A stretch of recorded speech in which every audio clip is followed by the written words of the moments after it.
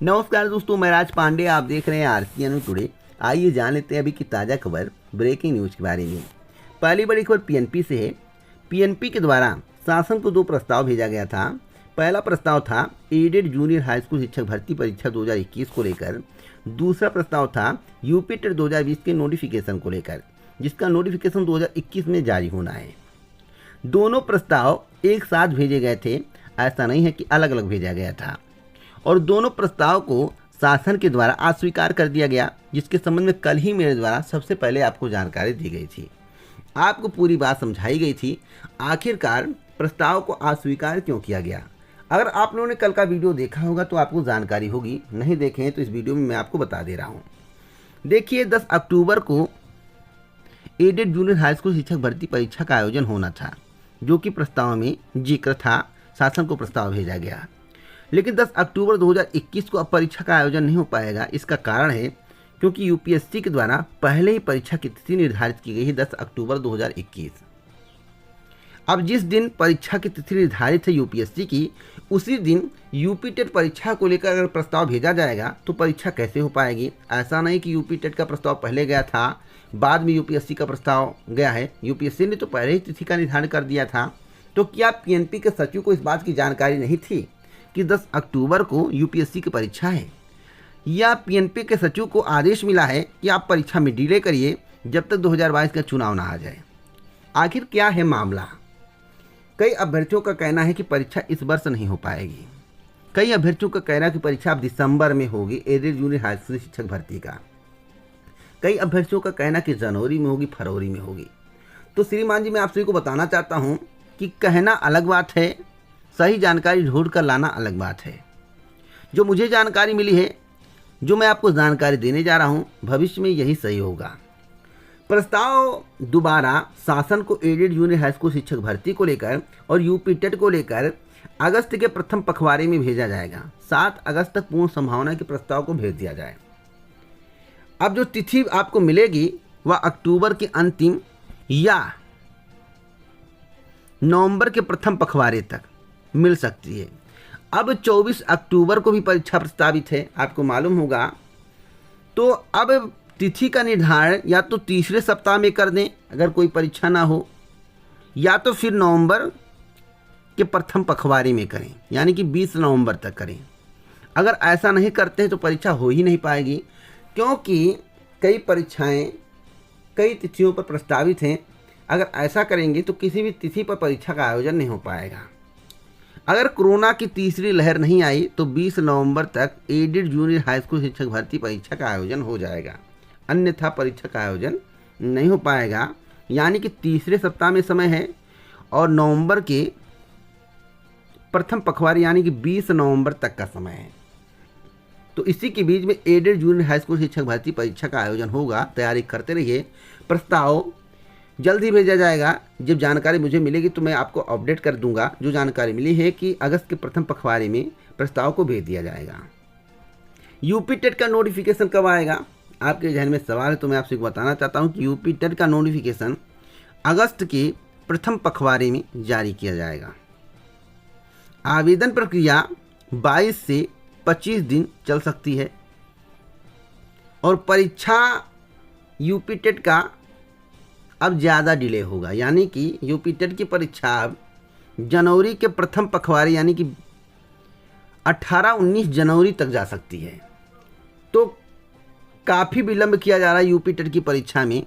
यह पीएनपी की गलती है, या पीएनपी को आदेश दिया गया हो कि एक बार प्रस्ताव आप गलत भेजिए, फिर दोबारा प्रस्ताव भेजेंगे तो यूपी टेट की परीक्षा विलंब से होगी, तो प्राइमरी शिक्षक भर्ती नहीं देनी पड़ेगी। नहीं तो प्राइमरी शिक्षक भर्ती के लिए अभ्यर्थी धरना प्रदर्शन करने जा रहे हैं, आप लोगों को मालूम होगा। तो प्राइमरी शिक्षक भर्ती की मांग लगातार चल रही है और यूपी टेट के नोटिफिकेशन में और परीक्षा तिथि में लगातार बदलाव हो रहा है। कभी प्रस्ताव पास नहीं होता है, कभी प्रस्ताव पास होगा तो तिथि मैच कर जाएगी, कभी प्रस्ताव अस्वीकार कर दिया जाएगा। तो इस प्रकार की खबरें आपको देखने को मिलती होंगी। तो एक बार और सुन लीजिए, जूनियर हाई स्कूल शिक्षक भर्ती परीक्षा अक्टूबर के तीसरे सप्ताह या फिर नवंबर के प्रथम पखवाड़े में यानी कि 20 नवंबर तक। यूपी टेट की परीक्षा दिसंबर के अंतिम या जनवरी के प्रथम पखवाड़े में 18-19 जनवरी तक। जो मैं आपको जानकारी दे रहा हूँ इसे नोट कर लेना, यही आपको भविष्य में पता चलने वाला है। भविष्य में आपको इसी के संबंध में जानकारी मिलेगी जो मैं आपको बता रहा हूँ। इसी समय परीक्षा आपकी कंडक्ट कराई जाएगी। और जो हवाबाजी की जा रही कि इस महीने परीक्षा होगी, अगले महीने परीक्षा होगी, इस तारीख को परीक्षा नहीं होगी, इस वर्ष परीक्षा नहीं होगी, इस हवाबाजी के साथ मैं आपको जानकारी नहीं देता हूँ। कोई जानकारी मुझे मिलती है, सही मिलती है, जानकारी खुद कलेक्ट करता हूँ तब मैं आप तक पहुँचाता हूँ। अगली खबर UPSSC की है, जो कि अब तक की सबसे बड़ी खबर है। उत्तर प्रदेश में मार्च 2022 से पहले जो भर्ती परीक्षाएं UPSSC द्वारा आयोजित की जानी है, उसमें राजस्व लेखपाल के 7,882 पदों तथा स्वास्थ्य कार्यकर्ता के 9,212 पदों पर भर्ती के लिए परीक्षा का आयोजन नवंबर माह में किया जाएगा। इसके अलावा गन्ना पर्यवेक्षक व समान योग्यता वाले 2500 पदों पर भर्ती परीक्षा फरवरी 2022 में आयोजित की जाएगी।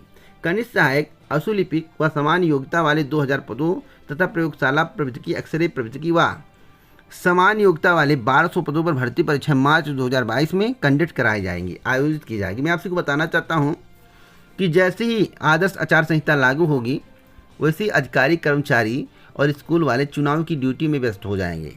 तो परीक्षाएं आदर्श आचार संहिता के बाद होने की संभावनाएं बहुत कम होती हैं। आप इसको नोट कर लेना। और कहीं कोरोना की चौथी लहर ना आ जाए मार्च 2022 में, क्योंकि आप लोगों ने देखा होगा जैसे जैसे फरवरी समाप्त होता है मार्च में कोरोना के केस बढ़ने लगते हैं, और जैसे जैसे सितंबर अक्टूबर आता है वैसे भी कोरोना के केस बढ़ने लगते हैं। तो बीच में जो समय मिलता है उसी में परीक्षा आयोजित होती है। और इधर 2022 का चुनाव है, तो 2022 के चुनाव के मद्देनजर जो भी परीक्षाएं फरवरी से पहले हो जाएंगी या 15 फरवरी के पहले हो जाएंगी वही परीक्षाएं होंगी, अन्यथा सभी परीक्षाएं फंस जाएंगी। जहां तक मुझे जानकारी, मैं अपनी जानकारी के आधार पर आपको जानकारी दे रहा हूं। आपको थोड़ा इंतजार करना होगा, जो मैं आपको बता रहा हूं वही सही होने वाला है। इसमें केवल नई भर्तियों का जिक्र किया गया है, पुरानी भर्तियों का जिक्र नहीं किया गया है। पुरानी भर्तियों के संबंध में जो भर्ती परीक्षा कैलेंडर में संभावित बताया गया है, संभावित का मतलब होता है कि अगर अक्टूबर बताया गया तो नवंबर में परीक्षा हो सकती है। अब इसको नोट कर लेना जो मैं आपको बता रहा हूँ। इसलिए आपको तैयारी करते रहना, जैसे जैसे मुझे अपडेट मिलेगी मैं आपको अपडेट देता रहूँगा। एक और खबर है जैसा कि खूब वायरल किया जा रहा है, आप लोगों ने इसको पढ़ा होगा कि सपा सरकार बनते ही 12 घंटे के अंदर शिक्षा मित्र बनेंगे सहायक अध्यापक श्री अखिलेश यादव, राष्ट्रीय अध्यक्ष समाजवादी पार्टी। अब इसमें कितनी सत्यता है? क्या यह जो खबर वायरल हो रही है कई फेसबुक ग्रुप में देखने को मिल रहा है, क्या इसमें सच्चाई है? तो मैं आपसे बताना चाहता हूँ, या एक फर्जी खबर है, या समाजवादी पार्टी का ऑनलाइन सेना ग्रुप है जो कि ऑफिशियल है, समाजवादी पार्टी के द्वारा खुद बनाया गया है। इसमें लिखा हुआ है एक खबर पूर्णतः ही फर्जी है, सभी लोग इसको सही बताकर वायरल कर रहे हैं, जबकि अखिलेश यादव जी ने ऐसा कोई बयान नहीं दिया है। ना ही ट्विटर अकाउंट चेक कर लीजिए, फेसबुक अकाउंट चेक कर लीजिए, इस खबर का कोई सोर्स नहीं है। बाकी सुप्रीम कोर्ट ने शिक्षा मित्र को 2 बार मौका दिया था, वो पूरा हो गया है। बाकी जब 69,000 का कट ऑफ मामला सुप्रीम कोर्ट में गया तो सरकार की वकील ने 51,112 पद खाली होने का हवाला दिया, जिस पर यूयू ललित सर ने खुद कहा था कि शिक्षा मित्र को सरकार एक और मौका दे सकती है अगर देना चाहती हो तो।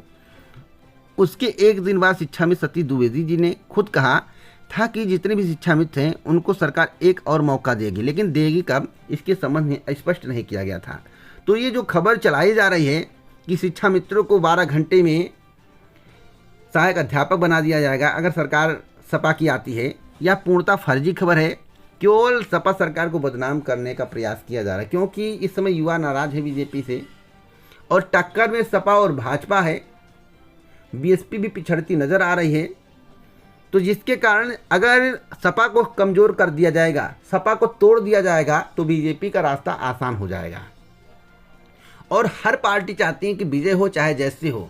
छल और कपट सब राजनीति में चलता है।